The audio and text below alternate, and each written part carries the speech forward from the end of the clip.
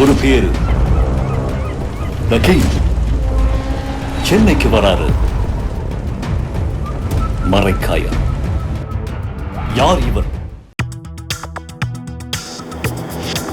Delivering smiles all around the professional careers. Reach us to reach them. எல்லா வானிலை மாற்றங்களுக்கும் பெஸ்டா இருக்கும் இந்த ரூபிலெக்ஸ் பெயிண்ட்ஸ். அந்த லெபனான் அண்ட் இஸ்ரேல் சண்டை ஓயலை. அவங்க வந்து என்ன சொன்னாங்க, ரெண்டு பேரும் வந்து ட்ரூஸ்க்கு வந்து ஒத்துக்கிட்டோம் அப்படின்னு சொல்லி வெளியே வந்தது ஃபேக் நியூஸ். அதை பற்றி ஒன்றுமே சொல்லாமல் நீங்கள் பாட்டுக்கு கையெழுத்து போட்ட போனீங்கன்னா எது இஸ்ரேல் கையெழுத்து போட போனீங்கன்னா யார்கிட்ட? அமெரிக்காட்ட.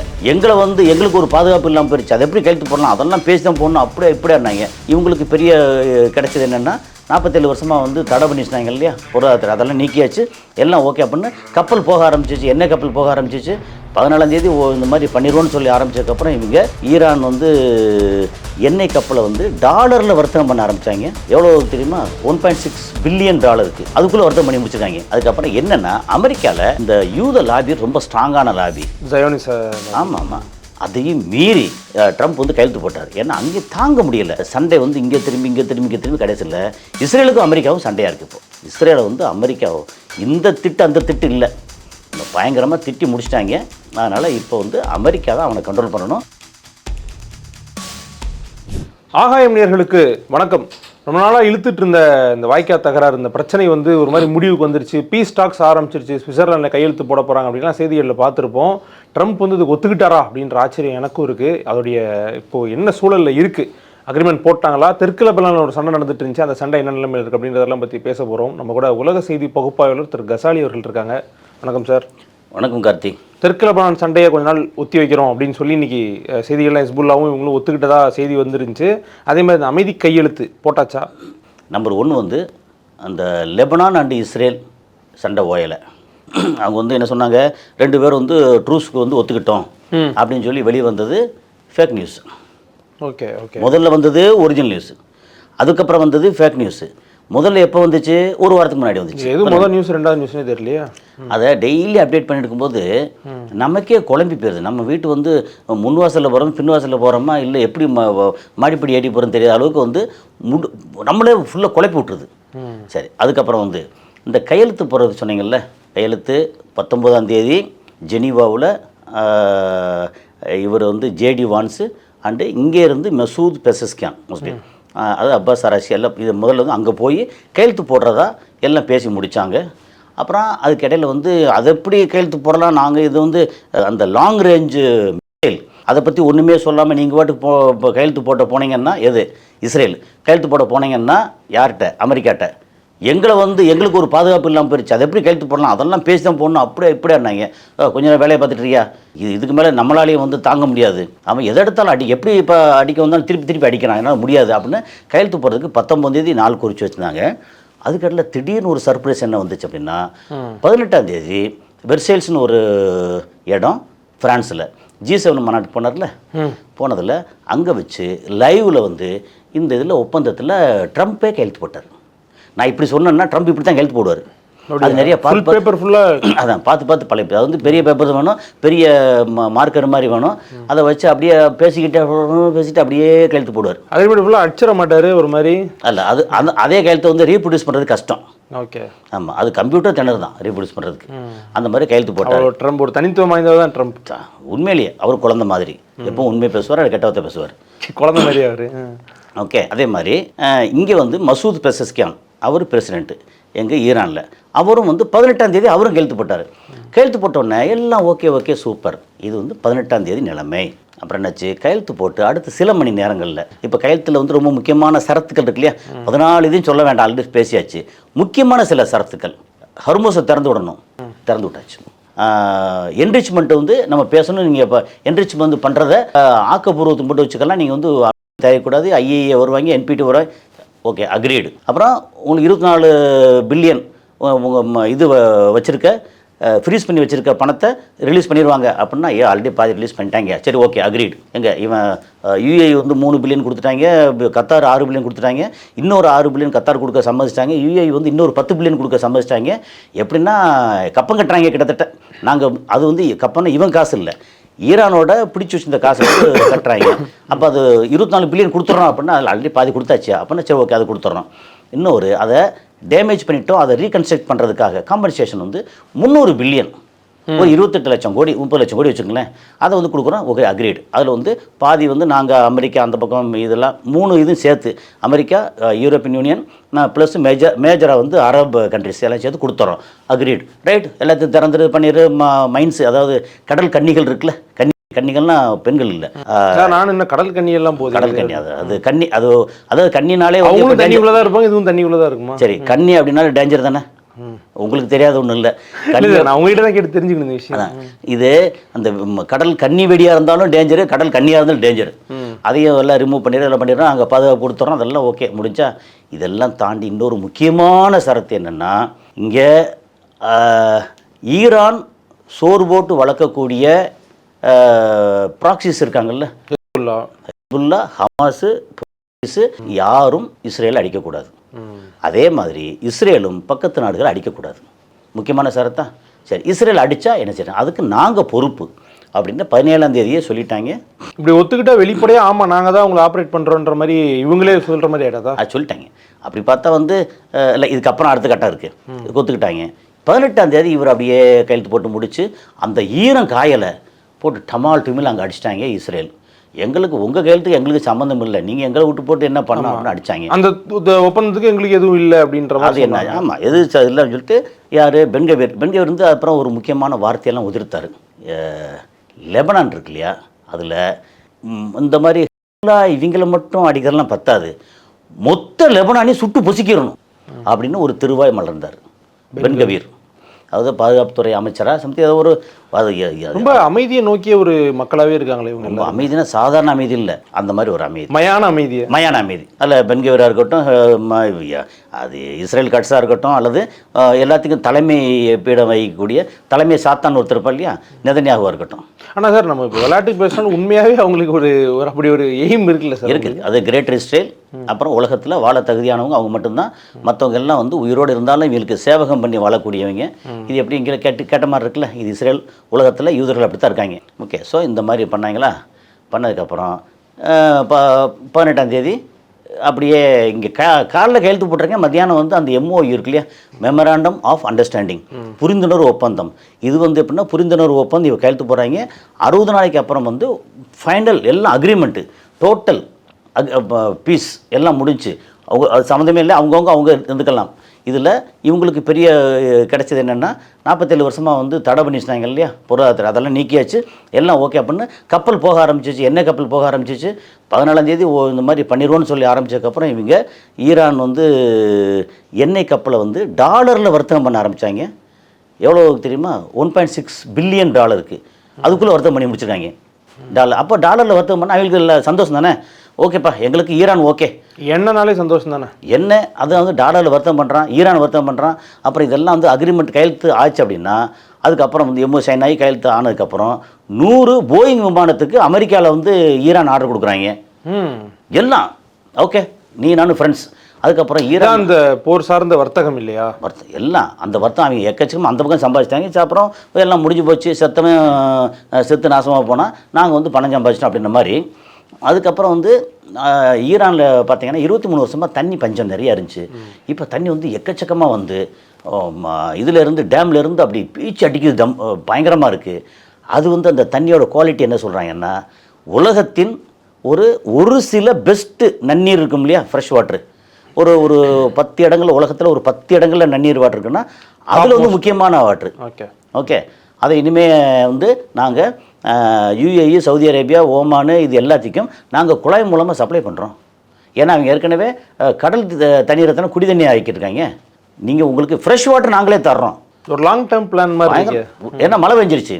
எப்போ வந்து இதை ரேடாரை வந்து அடித்தாங்களோ அப்போவே வந்து மழை பெய்ய ஆரம்பிச்சிருச்சு. ஆனால் சார் எனக்கு இன்னொரு கேள்வி என்ன அப்படின்னா, இப்போ நம்ம ஊரில் சில சிம் கார்டு விற்கிறவங்கலாம் நமக்கு ஃப்ரீ பிளான் கொடுத்து கொஞ்ச நாள் அடிக்ட் ஆனதுக்கப்புறம் பிளான் ரேட் ஏற்றிடுவாங்கல்ல, அந்த மாதிரி யுஏஇ நான் உனக்கு தண்ணி தரேன் அப்படின்னு கொடுத்து நாளை பின்ன ஈரான் அதான் சொல்கிறேன், இவங்களுக்கு தண்ணி குடிக்க சொல்லி கொடுத்து நாளை பின்ன இவங்களுக்கு ஏதாவது பிரச்சனை வந்துச்சுன்னா தண்ணியை கட் பண்ணிடுவான்னு ஒரு செக் வைக்கிறதுக்கான ஒரு லாங் டேர்ம் திட்டமாக இருக்குமோ?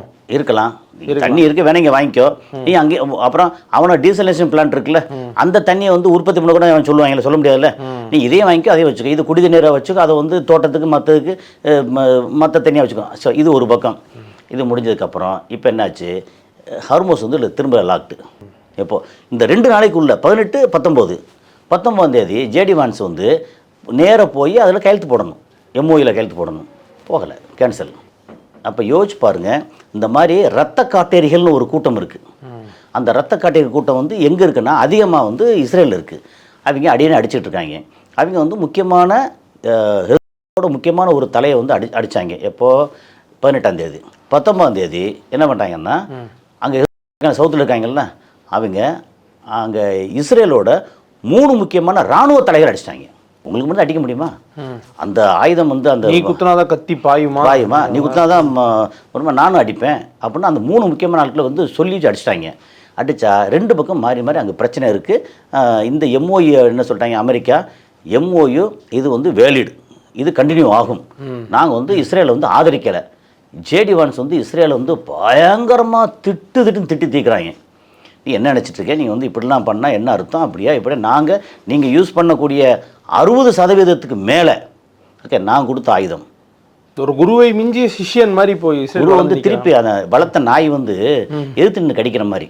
ஏன்னா இஸ்ரேல் வந்து நம்ம எப்படின்னா ஆதரிக்க முடியாதுங்க. பிரச்சனை வந்து இஸ்ரேல் நமக்கு எதிரி நாடு இதெல்லாம் கிடையாது. ஆனால் இஸ்ரேல் பண்ணிட்டு இருக்க விதம் இருக்குல்ல, ஆதரிக்கணும். நீ வந்து இங்கே பீஸ் டாக் இது போன உடனே இந்த மாதிரி அடிச்சிட்டாங்கல்ல, இது ஒரு பக்கம் இப்போ பிரச்சனை ஓடிட்டுருக்கு. அமெரிக்கா வந்து அடுத்த கட்டம் என்ன சொல்லியிருக்காங்கன்னா, இதுதான் ரொம்ப முக்கியமான ஒரு விஷயம். என்ன சொல்லியிருக்காங்கன்னா, லெபனான் இஸ்ரேல் அடித்தா அதை பாதுகாக்கக்கூடிய உரிமை ஈரானுக்கு இருக்குது. நாங்கள் பதிலுக்கு அப்போ நாங்கள் வரமாட்டோம். நீ ஈரான் வந்து இஸ்ரேல் அடி, நாங்கள் வரமாட்டோம். என்ன நடக்கும்? அமெரிக்கா இல்லைன்னா இஸ்ரேல் என்ன ஆகும்? ஏற்கனவே ட்ரம்ப் சொன்னார் வந்து, நான் மட்டும் இல்லை அப்படின்னா இந்நேரம் இஸ்ரேல் இல்லாமல் காலியாக இருக்கும். ஈரான் வந்து அவ்வளோ பலம் வாய்ந்த நாடு, எல்லாம் சோழி முடிச்சிருப்பாங்க அப்படின்னு போன வாரம் பேசினாப்புல. சண்டைக்கு போகும்போது ஏன்டா ஒன்று நேரம் பிடிச்சிருந்தீங்க, உன்னை பிடிக்கவே இல்லைடா அப்படிம்பாங்களே, அந்த மாதிரி ஒன்று பிடிக்கவே இல்லைடா. ஆமாம். ஸோ அமெரிக்கா தான் வந்து உண்மையிலேயே அமெரிக்கா தான் கொடுத்து வச்சு அவ்வளோ கொடுத்துருக்காங்க. அதுக்கப்புறம் என்னென்னா, அமெரிக்காவில் இந்த யூத லாபி ரொம்ப ஸ்ட்ராங்கான லாபி, ஆமாம் ஆமாம். அதையும் மீறி ட்ரம்ப் வந்து கையெழுத்து போட்டார். ஏன்னா அங்கே தாங்க முடியலை. கையெழுத்து போட்டு உடனே இங்கேருந்து அந்த பிளாக்கேடு அது மாதிரி எல்லாத்தையும் எடுத்து கொண்டு போய் இங்கே செலவுகள்லாம் ஒன்றும் பண்ணாமல், ஏன் நாடு என்னோடய மக்கள் என் வாழ்க்கையை பார்த்துக்கறேன்ப்பா, உங்களுக்காக நான் வந்து பண்ண முடியாது அப்படின்னு ஒரு எக்ஸ்ட்ரீம் கார்னர் போயாச்சு. கையெழுத்து போட்டால் இவங்க விட மாட்டாங்க. இப்போ பிரச்சனை வந்துருச்சு. இப்போ என்ன போச்சு, வர்ற அக்டோபர், இப்போ நம்ம வந்து ஜூனில் இருக்கோம், ஜூலை ஆகஸ்ட் செப்டம்பர் அக்டோபர் 4 மாதத்தில் கம்பல்சரியாக இஸ்ரேலில் வந்து எலெக்ஷன் நடக்க போகுது. எலெக்ஷனா? என்ன சொல்கிறீங்க? ஆமாம், இஸ்ரேலில் அக்டோபர் லாஸ்ட்டுக்குள்ளே 4th வீக்கில் எலெக்ஷன் நடக்க போகுது. மக்கள் என்ன சொல்கிறாங்க, 60%க்கு மேலே 67-70% மக்கள் என்ன சொல்கிறாங்க, நெதன்யாகு போட்டியை போடக்கூடாதுன்றாங்க. எளிய மக்களின் தலைவரை போட்டி போடக்கூடாதுன்றாங்க. ஆமாம், எளிய மக்கள் தலைவர். ஆமாம், அதாவது எப்படின்னா, நீ வந்து போட்டியே போடக்கூடாது, அவர் போட்டியே வரக்கூடாது தானே சார், எலெக்ஷன் நடக்கூடாது பார்த்து. அதான் விஷயம். நீ என்ன போட்டி போடக்கூடாதா? நீ எலெக்ஷன் நடந்தா தானடா போட்டி போடக்கூடாது. அடுத்த சண்டை ஆரம்பிப்பாரு அதுக்காகவே. இல்லை, இதுக்கப்புறம் அமெரிக்காவோட ஆரம்பிப்பார் சண்டை. என்ன இருக்குது இப்போ, அமெரிக்கா தளங்கள் இருக்குல்ல, அமெரிக்கா தளங்களில் இவர் அடிப்பார். வளர்த்த கடாவே வந்து ஏற்கனவே அந்த நாய் வந்து திருப்பி கடிச்சிருச்சு. வளர்த்த கடா மாடல முடிச்சாலும் அவ்வளோ டீசெண்டாக ஏன் சொல்கிறீங்க? சரி, இந்த மாதிரி ஆச்சா? இன்னைக்கு கரண்ட்டில் எதை சொன்னாலும் அது பழைய நியூஸாக இருக்குது. நேற்று தெரியல, இதை அப்லோட் பண்ணுறதுக்குள்ளே ட்ரம்ப் திரும்ப சண்டை கூட ஆரம்பிச்சிருக்கலாம், யாருக்கு தெரியும். அது என்னென்னா, ட்ரம்ப் வந்து இப்போதைக்கு டயர்ட் ஆகிட்டார். அவர் வந்து அப்போ this Netanyahu, Benjamin Netanyahu, no what I am saying, he is not listening to me, so what Iran says, Iran has all right to, அப்படி இப்படியே அவர் வாட்டி அப்படியே வச்சு சொல்லுவார்ல. சொல்லி முடிச்சுட்டு வந்து ரைட் ஓகே அப்படின்னு சொல்லிட்டு அது மாதிரி 2 கட்டத்தில் பேசிவிட்டு அவர் வாட்டுக்கு வந்து க்ளோஸ் பண்ணிட்டு கிளம்பிடுவார். ஆனால் இப்போ ட்ரம்ப்பே என்ன பண்ணியாச்சுன்னா, இவங்களெல்லாம் சமாளிக்க முடியாது, இவங்களை சமாளிக்கிறதுக்கு வந்து ஈரான் தான் லாயக்கு. ஓகே, என் முதல்ல ஏற்கனவே 3 நாளைக்கு முன்னாடி என்ன சொல்லியிருந்தாரு, நீ வந்து ஹிஸ்புல்லாவை உன்னால் அடித்து அவங்கள சமாளிக்கவே முடியாது உன்னால். யார்கிட்ட? நெதன்யாகுட்ட, இஸ்ரேல்கிட்ட. நீ உன்னால் வந்து க்ளோஸ் பண்ணவே முடியாது. என்ன அடித்தாலும் வந்துட்டே தான் இருப்பேன், க்ளோஸ் பண்ண முடியாது. அந்த வேலையை வந்து சிரியாவில் வந்து முகமது சாரான்னு ஒரு ஆட்சியாளர் இருக்கான். அவன் ஏற்கனவே ரவுடி, எப்படி அல்காயதுலேருந்து 2வது பெரிய கமாண்டர் இருந்தவன். அவன்கிட்ட கொடுத்தா, ஏன்னா அவன் தானே முதல்ல வந்து $10 மில்லியன் வந்து அவன் தலைக்கு விளை வச்சாங்க. அதுக்கப்புறம் வந்து நண்பேண்டா ஒன்று போய் உன் தலைக்கு விளை வச்சேன்னா வா உனக்கு பதவியே கொடுக்குறேன் அப்படின்னு பழைய ஆளை வந்து ரஷ்யாவுக்கு துரத்தி விட்டு இவனை கையில் கொடுத்துட்டாங்க. அப்போ என்ன சொல்கிறான், அந்த முகமது சாரா கையில் கொடுத்துட்டு அவன் பார்த்துக்குருவாங்க. ரவுடிக்கு ரவுடி சரியாக போச்சு, நீயே வந்து பாடாப்பட்டுக்கிட்டு இருக்க அப்படின்னு சொல்லி அதை வந்து சொன்னாங்க. இப்போ என்னாச்சு, இஸ்ரேலை இந்த பாடுபடுத்துகிறானே, ஒன்றை சமாளிக்கிறதுக்கு எனக்கெல்லாம் வேலை இல்லைப்பா. ஈரான் அடி கொடுத்த கட்டத்துறை அடிவாங்க கட் பண்ணிடுறது மட்டும் சரி. அது வந்து எங்களால் நீ என்ன பண்ணாலும் எங்களால் ஒன்றை சமாளிக்கிறதுக்கு எங்கள் வேலை இல்லை. நாங்கள் எங்கள் நாட்டை நாங்கள் பார்த்துக்கிட்டு இருக்கோம். ஒன்றே வந்து கரெக்டாக வந்து வாத்தியார் மாதிரி அடிக்கிற அடியில் வந்து ஒழுங்காக இருப்பியா, ஒழுங்காக ஸ்கூலுக்கு வருவியா, ஒழுங்காக யூனிஃபார்ம் போடுவியா, அந்த பிள்ளைங்க மாதிரி கட் பண்ணாமல் ஒழுங்காக வந்து இருப்பியா, குளிச்சுட்டு வருவியா முதல்ல அப்படின்னு எல்லாத்தையும் அடிக்கிற அடி இருக்குல்ல, அந்த வாத்தியார் வந்து ஈரான் தான் லயக்கு. ஈரான்கிட்ட ஏற்கனவே Saudi Arabia, UAE, Qatar, Oman எல்லாம் வந்து சரண்டர்னு சொல்ல முடியாது, ஃப்ரெண்ட்ஸ் ஆகிட்டாங்க. ஃப்ரெண்ட்ஸ் ஆகிட்டாங்க. இப்போது தொக்கிட்டு நிற்கிறது வந்து பஹ்ரைனும் குவைத்து மட்டும். அவங்களும் வந்துடுவாங்க. அவங்க என்ன செய்ய தனியாக நின்று அங்கே என்னத்தை ஆவர்த்தனம் பண்ண முடியும் இல்லை. அதனால் அப்புறம் எப்படி பார்த்தாலும் ஈராக் இருக்காங்கல்ல, அவங்க வந்து இந்த பக்கம் தான் இப்படி திரும்ப இந்த மூஞ்சி தெரியும், அங்கே திரும்ப அந்த பக்கம் மூஞ்சி தெரியும். ஈராக்கு வந்து எதுக்கும் ஓகே. அமெரிக்கானா அமெரிக்கா வாழ்க்கை, இந்த பக்கம் ஈரான் வாழ்க்கை, இந்த பக்கம் திரும்பினா சவுதி அரேபியா வாழ்க்கை. அப்படித்தான் நீங்கள் போனால் கார்த்திக் வாழ்க்கைன்னு சொல்லிடுவாங்க. அவங்க அப்படி இருக்காங்க அங்கே. ஆமாம், அந்த மாதிரி அவங்க வந்து எதுக்கும் வந்து எதோ வந்தாலும் எல்லோரும் வாழ்க்கை போகலாம் போலையா. ஆமாம். ஆனால் வந்து அவ்வளோ ஈஸி இல்லை. அங்கே அவர் மட்டும் ஆட்சி பண்ணலையே, ஒரு 10 இனக்குழுக்கள் ஆட்சி பண்ணுது. போட்டு இங்கே பிடிச்சி அங்கே வாழ்க்கைன்னு சொன்னப்போ இன்னொரு தாய்க்கிற மாட்டாங்களா, அங்கே அப்படி இருக்குது. என்ன நாசம் பண்ணிட்டாங்க. இந்த இவர் இருக்கும்போது, சதாம் ஹுசேன் இருக்கும்போது ரோடு இன்ஃப்ராஸ்ட்ரக்சர் அவ்வளோ சூப்பராக இருந்துச்சு. 2003க்கு அப்புறம் எல்லாமே நிறையா கொலாப்ஸ் ஆயிடுச்சு, முடிஞ்சா. ஸோ இந்த மாதிரி சூழலில் இன்றைக்கி இப்போ கரண்ட்டில் என்ன நடக்குது அப்படின்னா, ஹர்மோஸ் லாக்டு ஆனால் ஹர்மோஸ் க்ளோஸ்ட் ஆனால் ஓப்பனில் இருக்குது. இது எப்படி புரிஞ்சுக்கிறது புரியல. அது நாமளே புரியாமல் தான் மண்டே உடச்சிக்கிட்டு உள்ளே போட்டு படித்து பார்த்தோம்னா அஃபீஷியலாக லாக்டு. இந்த இது வந்து கரெக்டாக இல்லை, அதனால் லாக் பண்ணிட்டோம். ஆனால் அதை ஹர்மோஸ்லேருந்து எண்ணெய் கப்பல்கள், ஈரான் சம்மந்தப்பட்ட இதெல்லாம் கப்பல்கள்லாம் வெளியே வந்து சைனாவுக்கோ மற்ற இடத்துக்கோ போகுது. ஓகே, ஹர்மோஸ் வழியே போகுது அப்படின்னா அதுக்கு பாதுகாப்பு கொடுக்குறது ஈரானோட ஆர்மி, இது IRGC நேவி. வெளியில் வந்து அடிக்க போகிறது யார்? அமெரிக்கா தானே. அவன் தான் நீ பார்த்துக்கப்பான்னு அவன் விலகிட்டானே. அப்போ அடிக்க ஆள் இல்லாமல் என்ன செய்வாங்க? அப்போது ஈரான் வந்து டிக்டேட் பண்ணுறான்ல, என்னென்ன கப்பல்லாம் போகலாமோ அந்த கப்பல் எல்லாம் போகுது. எந்த கப்பல்லாம் போகக்கூடாதுன்னு சொல்கிறோன்னா அந்த கப்பல் போகலை. அப்போது ஹர்மோஸ் வந்து க்ளோஸ்ட் பட் ஓப்பன். ஓகே, அது மாதிரி.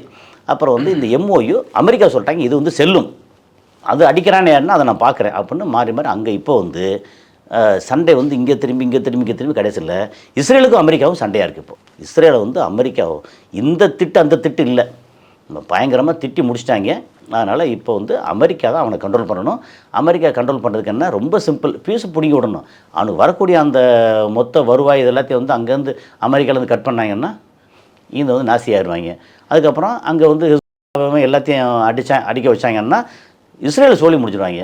அதுக்கிடையில் கடைசியாக வந்து ஒரு தகவல் இஸ்ரேலுக்குள்ளே அப்படின்னா, அங்கே வந்து சில இவங்க இருப்பாங்கல்ல, அந்த ரபி மாதிரி ஒரு பெரிய உயர்ந்தவர்கள், அதாவது யூதர்களே மடத்தலைவர்கள், யூதர்களே உயர்ந்தவர்கள் இருக்காங்க.